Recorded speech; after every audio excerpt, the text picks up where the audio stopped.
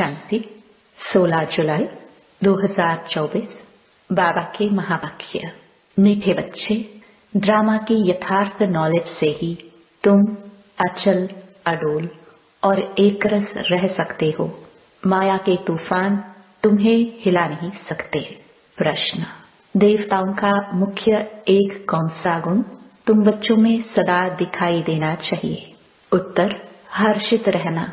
देवताओं को सदा मुस्कुराते हुए हर्षित दिखाते हैं, ऐसे तुम बच्चों को भी सदा हर्षित रहना है। कोई भी बात हो, मुस्कुराते रहो। कभी भी उदासी या गुस्सा नहीं आना चाहिए। जैसे बाप तुम्हें राइट और रॉन्ग की समझानी देते हैं, कभी गुस्सा नहीं करते, उदास नहीं होते। ऐसे तुम बच्चों को भी उदास नहीं होना है। ओम शांति। बेहद के बच्चों को बेहद का बाप समझाते हैं। लौकिक बाप तो ऐसे नहीं कहेंगे, उनके तो करके 5-7 बच्चे होंगे। यह तो जो सभी आत्माएं हैं, आपस में ब्रदर्स हैं, उन सबका जरूर बाप होगा। कहते भी हैं हम सब भाई भाई हैं। सबके लिए कहते हैं, जो भी आएंगे उनके लिए कहेंगे हम भाई भाई हैं। ड्रामा में तो सभी बांधे हुए हैं, जिसको कोई नहीं जानते। यह न जानना भी ड्रामा में नूंद है। जो बाप ही आकर सुनाते हैं, कथाएं आदि जब बैठ सुनाते हैं तो कहते हैं परम पिता परमात्माय नमः।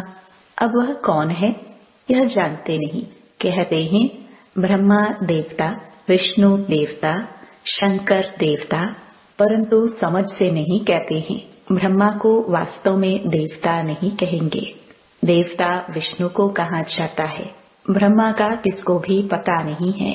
विष्णु देवता ठीक है, शंकर का तो कुछ भी पाठ है नहीं, उनकी बायोग्राफी नहीं है। शिव बाबा की तो बायोग्राफी है। वह आते ही हैं पतितों को पावन बनाने, नई दुनिया स्थापन करने। अभी एक आदि सनातन देवी देवता धर्म की स्थापना और सब धर्मों का विनाश होता है। सभी कहाँ जाते हैं? शांति धाम।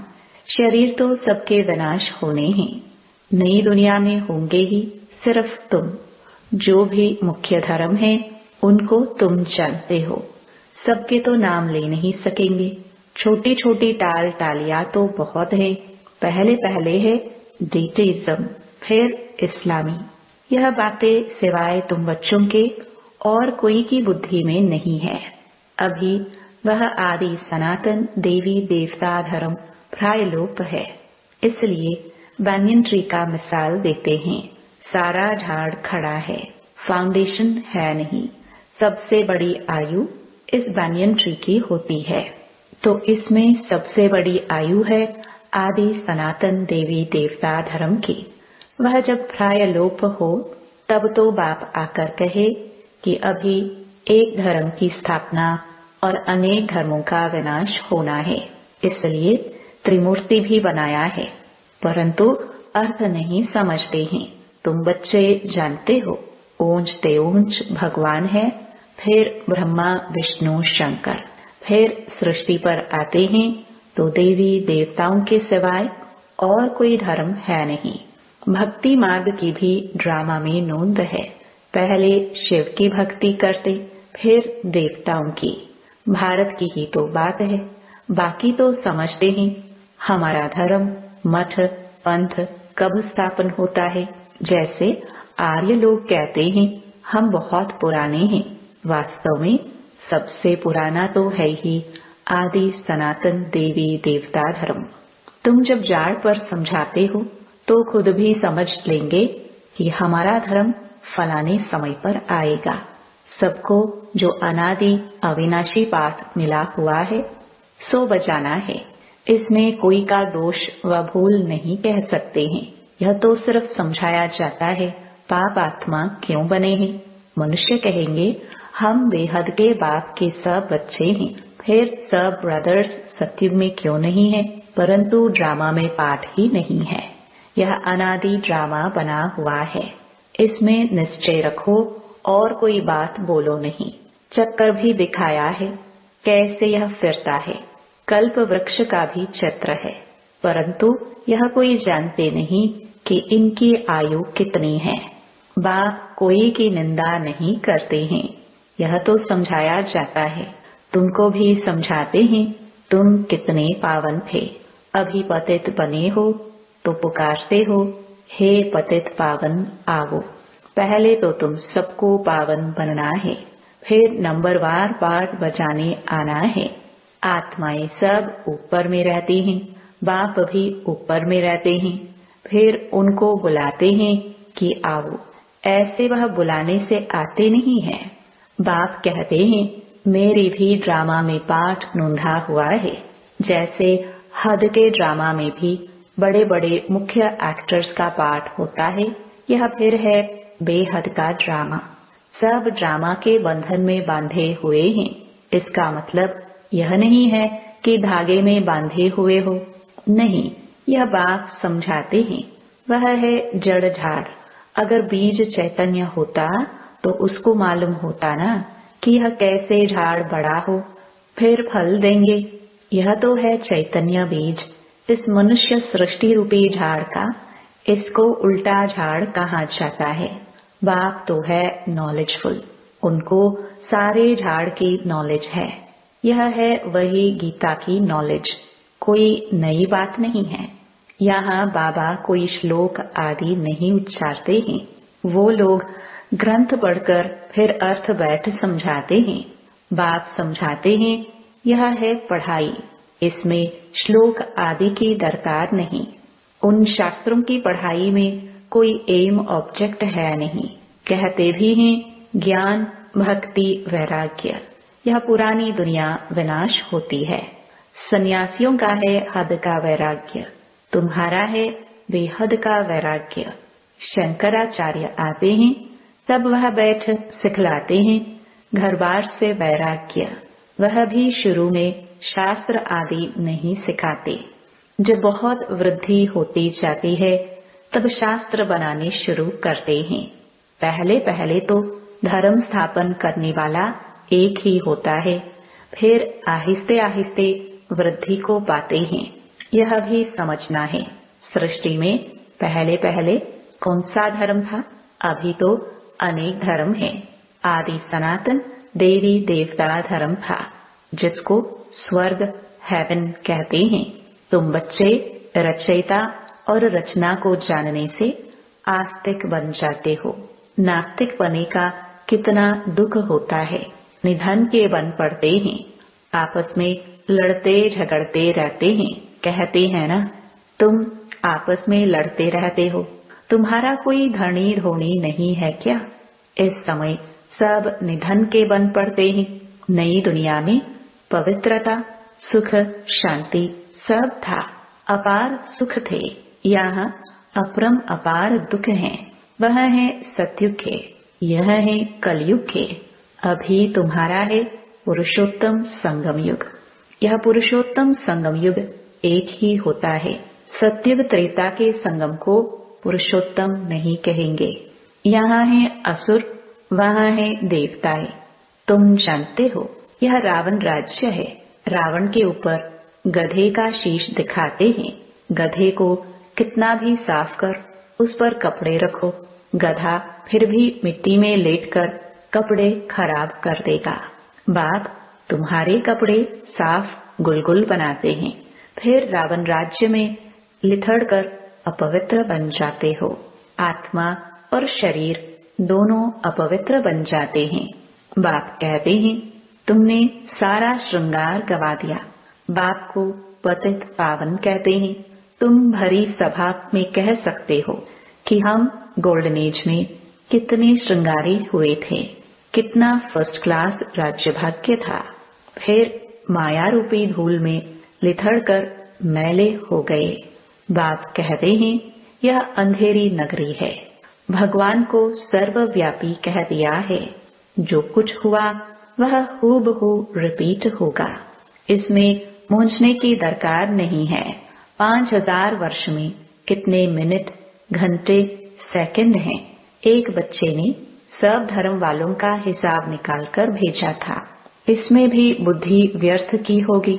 बाबा तो ऐसे ही समझाते हैं कि दुनिया कैसे चलती है। प्रजापिता ब्रह्मा है, ग्रेट ग्रेट ग्रैंडफादर। उनका ऑक्यूपेशन कोई नहीं जानते। विराट रूप बनाया है तो प्रजापिता ब्रह्मा को भी उड़ा दिया है। बाप और ब्राह्मणों को यथार्थ रीति जानते नहीं हैं। उनको कहते भी हैं आदिदेव। बाप समझाते हैं मैं इस झाड़ का चैतन्य बीज रूप हूँ। यह उल्टा झाड़ है। बाप जो सत्य है, चैतन्य है, ज्ञान का सागर है, उनकी ही महिमा की जाती है। आत्मा न हो तो चल फिर भी न सके। गर्भ में भी 5-6 मास के बाद आत्मा प्रवेश करती है। यह भी ड्रामा बना हुआ है। फिर आत्मा निकल जाती है तो खलास। आत्मा अविनाशी है, वह पाठ बजाती है। यह बाप आकर रियलाइज कराते हैं आत्मा इतनी छोटी बिंदी है, उसमें अविनाशी पाठ भरा हुआ है। परम पिता भी आत्मा है, उनको ज्ञान का सागर कहा जाता है। वही आत्मा का रियलाइजेशन कराते हैं।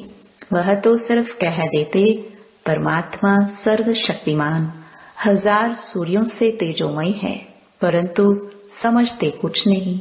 बाप कहते हैं यह सब भक्ति मार्ग में वर्णन किया हुआ है और शास्त्रों में लिख दिया है। अर्जुन को साक्षात्कार हुआ तो कहा मैं इतना तेज सहन नहीं कर सकता हूँ। तो वह बात मनुष्यों की बुद्धि में बैठी हुई है। इतना तेजोमय किसके अंदर प्रवेश करे तो फट जाए। ज्ञान तो नहीं है ना, तो समझते ही परमात्मा तो 1000 सूर्यों से तेजोमय है। हमको उनका साक्षात्कार चाहिए। भक्ति की भावना बैठी हुई है तो उनको वह साक्षात्कार भी होता है। शुरू शुरू में तुम्हारे पास भी ऐसे बहुत साक्षात्कार करते थे, आंखें लाल हो जाती थी। साक्षात्कार किया, फिर आज वह कहाँ है? वह सभी हैं भक्ति मार्ग की बातें। तो यह सब बाप समझाते हैं, इसमें ग्लानि की कोई बात नहीं है। बच्चों को सदैव हर्षित रहना है। यह तो ड्रामा बना हुआ है। मुझे इतनी गालियां देते हैं, फिर मैं क्या करता हूँ? गुस्सा आता है क्या? समझता हूँ ड्रामानुसार यह सब भक्ति मार्ग में फंसे हुए हैं। नाराज होने की बात ही नहीं है। ड्रामा ऐसा बना हुआ है, प्यार से समझानी देनी होती है। बेचारे अज्ञान अंधेरे में पड़े हैं, नहीं समझते हैं तो तरस भी पड़ता है। सदैव मुस्कुराते रहना चाहिए। यह बेचारे स्वर्ग के द्वारे आ नहीं सकेंगे। यह सब शांति धाम में जाने वाले हैं। सब चाहते भी शांति ही हैं, तो बाप ही रियल समझाते हैं। अभी तुम जानते हो कि यह खेल बना हुआ है। ड्रामा में हर एक को पाठ मिला हुआ है। इसमें बड़ी अचल स्थिरम बुद्धि चाहिए। जब तक अचल अडोल एकरस अवस्था नहीं, तब तक पुरुषार्थ कैसे करेंगे? कुछ भी हो, भल तूफान आए, परंतु स्थिरम रहना है। माया के तूफान तो ढेर आएंगे और पिछाड़ी तक आएंगे। अवस्था मजबूत चाहिए। यह है गुप्त मेहनत। कई बच्चे पुरुषार्थ कर तूफान को उड़ाते रहते हैं। जितना जो पास होगा उतना ऊंच पद पाएगा। राजधानी में पद तो बहुत है ना। सबसे अच्छे चित्र हैं त्रिमूर्ति, गोला और झाड़। यह शुरू के बने हुए हैं। विलायत में सर्विस के लिए भी यह 2 चित्र ले जाने हैं। इन पर ही वह अच्छी रीति समझ सकेंगे। आहिस्ते आहिस्ते बाबा जो चाहते हैं कि यह चित्र कपड़े पर हो, वह भी बनते जाएंगे। तुम समझाएंगे कि यह कैसे स्थापना हो रही है। तुम भी इसको समझेंगे तो अपने धर्म में ऊंच पद पाएंगे। क्रिश्चियन धर्म में तुम ऊंच पद पाना चाहते हो तो यह अच्छी रीति समझो। अच्छा, मीठे मीठे सिकिलदे बच्चों प्रति माता पिता बाप दादा का याद प्यार और गुड मॉर्निंग। रूहानी बाप की रूहानी बच्चों को नमस्ते। धारणा के लिए मुख्य सार। पहला, इस पुरुषोत्तम संगम युग पर पवित्र बन स्वयं का श्रृंगार करना है। कभी भी माया के धूल में लिथड़ कर श्रृंगार बिगाड़ना नहीं है। दूसरा, इस ड्रामा को यथार्थ रीति समझकर अपनी अवस्था अचल, अडोल, स्थिरियम बनानी है। कभी भी मूंझना नहीं है, सदैव हर्षित रहना है। वरदान, सोच समझकर हर कर्म करने वाले, पश्चाताप से मुक्त, ज्ञानी तो आत्मा भव। दुनिया में भी कहते हैं पहले सोचो फिर करो। जो सोचकर नहीं करते, करके फिर सोचते हैं तो पश्चाताप का रूप हो जाता है। पीछे सोचना यह पश्चाताप का रूप है और पहले सोचना यह ज्ञानी तो आत्मा का गुण है। द्वापर कलयुग में तो अनेक प्रकार के पश्चाताप ही करते रहे, लेकिन अब संगम पर ऐसा सोच समझकर संकल्प व कर्म करो जो कभी मन में भी एक सेकंड भी पश्चाताप न हो। तब कहेंगे ज्ञानी तू आत्मा। स्लोगन, रहमदिल बन सर्व गुणों और शक्तियों का दान देने वाले ही मास्टर दाता हैं। ओम शांति।